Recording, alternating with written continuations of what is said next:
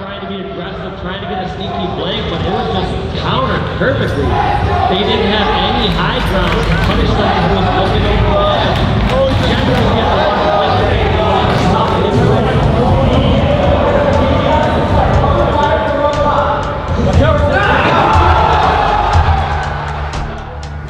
Fuck, man. Season 1, I don't even know where to begin.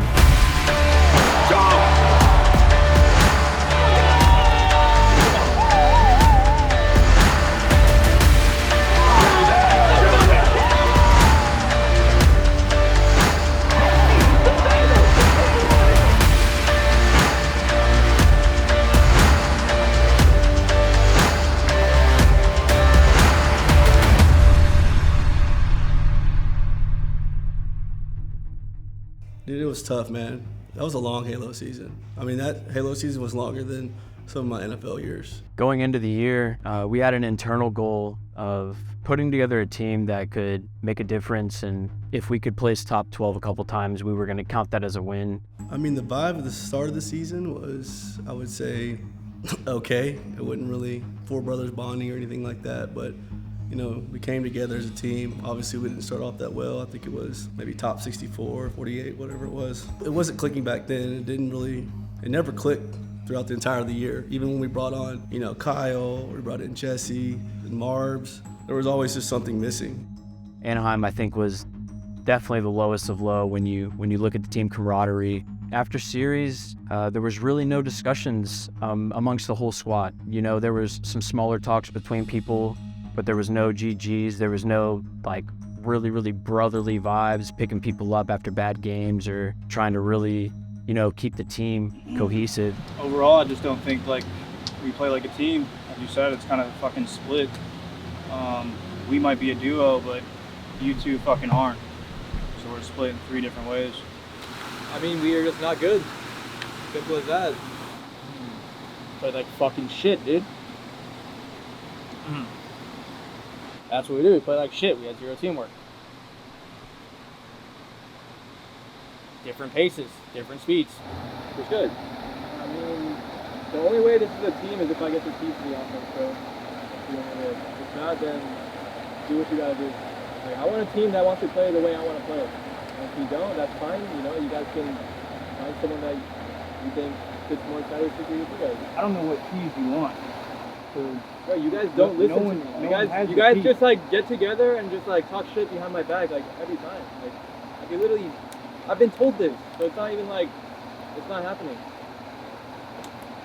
We could put everything out on the table. I mean, that's it. I don't want to be on a team where people are just teammates are talking behind each other's backs.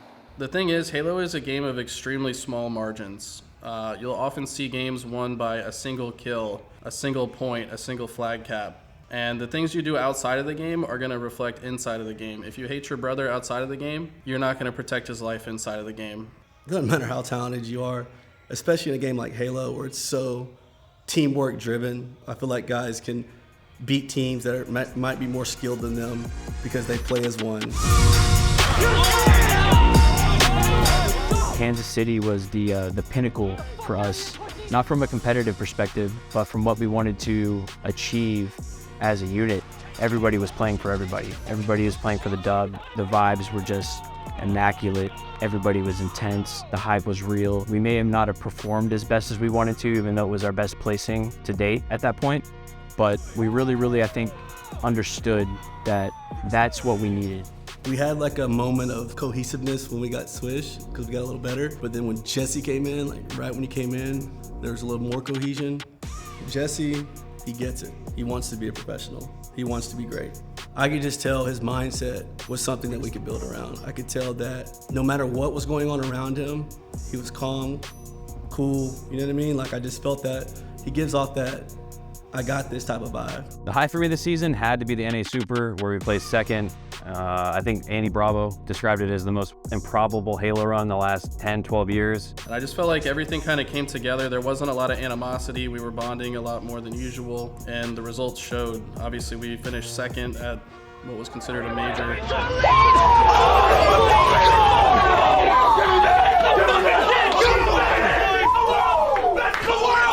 fucking go! Let's fucking go!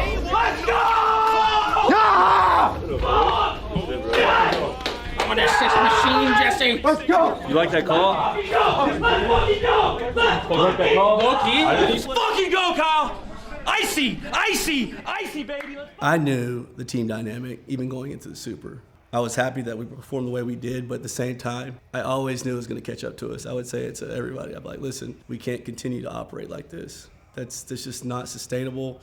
You won't last. You can't build a dynasty. You can't build a culture. You can't build a foundation when there's cracks in it. Now, the Super, we just patched them all up at the same time. When we got to Worlds, that's when the chassis broke.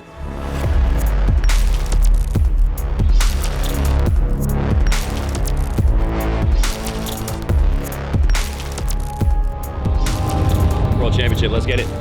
Going into that last event, Orlando, Worlds, you could just tell that the guys didn't want to be on the same team with each other. And that was really disappointing. It broke my heart, still breaks my heart to this day that the guys just couldn't get along and find that common bond, find that common reason that, hey, like, we may not like each other, but we're both going after this Halo World Championship. We had to fight hard behind the scenes. I mean, everybody felt it. And I'm talking about anywhere from videographers all the way up to me, you know, team managers. Everybody was digging, scratching, and clawing. Not gonna lie, like, you guys just fucking filming me right now is like pissing me off. You got your fucking shot. Fucking checked. All checked. For me, I just said never again. And it wasn't just the players, it was the way the staff felt, everybody that's, you know, working around the team. I just feel like it wasn't the type of culture that we want to build. I'm like in it. I do this shit for y'all. Like, I don't give a fuck about anything else. I'm sorry if I checked you. You want to you can play on anything you want. You just let me know. If y'all need something, I get it to you. So like, I don't say like, no, you need to play on this. No, this is our sponsor. I say, fuck it, we'll get a new one. So like, I'm sorry if that comment checked you.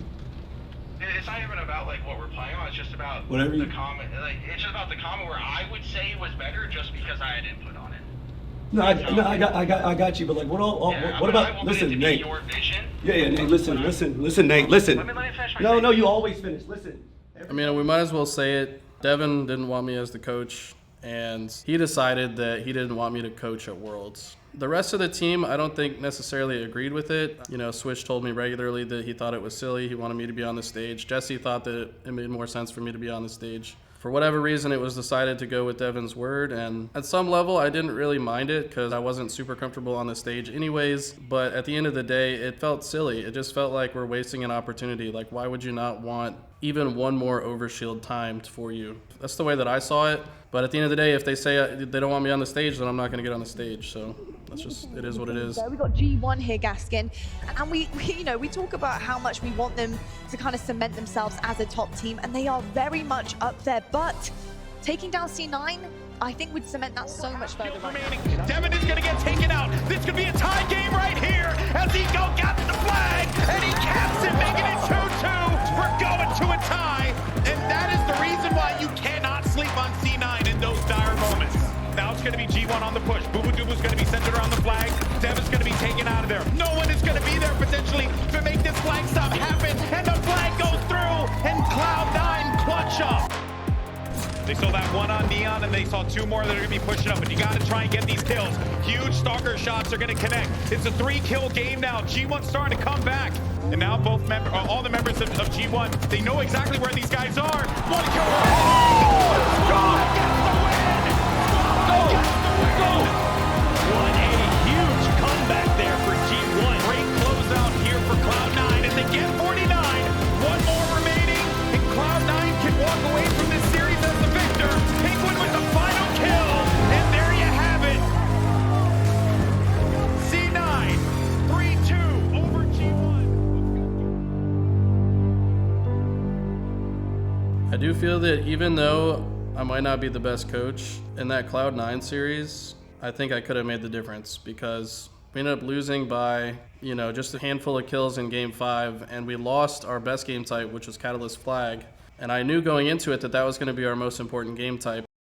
In our best moments, when we were steamrolling teams, it's when we trusted each other and nobody had to finish their own kill because we were so coordinated and cohesive that, we trusted each other to finish kills. And that series that we lost against Cloud9, I didn't see a lot of trust. In some of the games it was there, other games it wasn't. And against a team like Cloud9, any mistake is going to be magnified, and we really felt that. Sitting off to the side, letting his teammates swoop in and finish. And this has just been such a dominating performance outside that first minute of traded kills. It's been G1 all the way.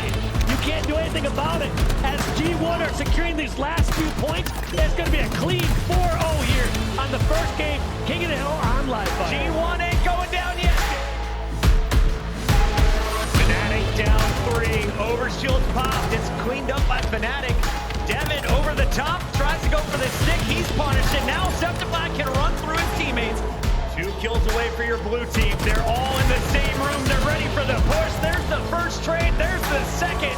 And we are out of here. 1-1 on the main stage. Once a 5-kill lead, it's now cut to 3 for Fnatic. Look at this. Squallaye trying to hold down the tower, but this is such a dangerous position, knowing that he's the #1 target. Gets that melee trade against Suppress.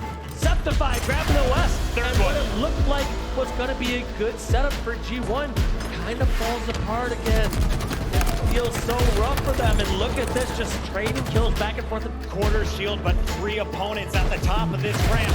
And he gets aggressive. Can he get out with his life? Cover fire from up top.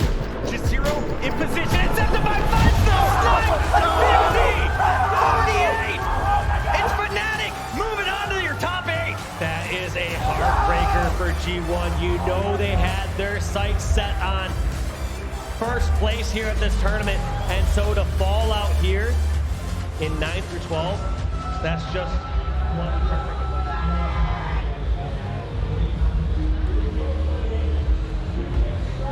Probably the worst feeling part of the season was the very end at Worlds when we finished top 12 and we lost to Fnatic.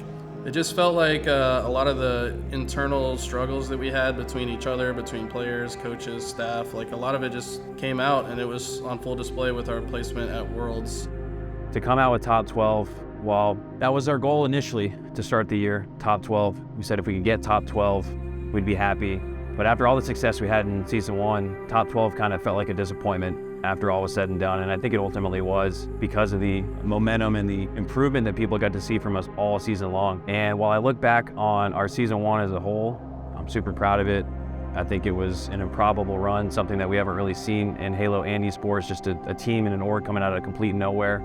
But still, that's just that bitter taste in your mouth after Worlds, and ultimately that's a driving force, that's the chip on the shoulder. That's the motivating factor going into season 2, is never having something like that happen again. It's really cool to see the evolution of our fan base. Even just from the beginning last season, we were unknown. Nobody knew what G1 was. But we started putting out content that kind of showed like who we are, what we stand for, what's important to us. And we started to make waves in the Halo scene as a result. So I think that people started picking up on it and they said, yo, these guys are the real deal. And it's really cool to see more and more people come on board with the vision and just understand that what we're building is truly bigger than us. Appreciate all you guys for riding with us and being a part of that journey, being in the car right next to us. I think that's really the goal for us, is not to necessarily have a bunch of fans, but people who feel like they're part of the team. Growing a fan base, captivating an audience, having people that give a fuck about a org that just started, it's humbling, honestly. It's just like, damn, like we did all that, going through what we went through last year and still achieving that. What do you think is gonna happen this year? Right now, there's a lot of fantastic teams in the league, ones that are gonna be extremely difficult to beat, but if you don't prepare for us, you don't have a chance. Don't slip up, because G1's coming.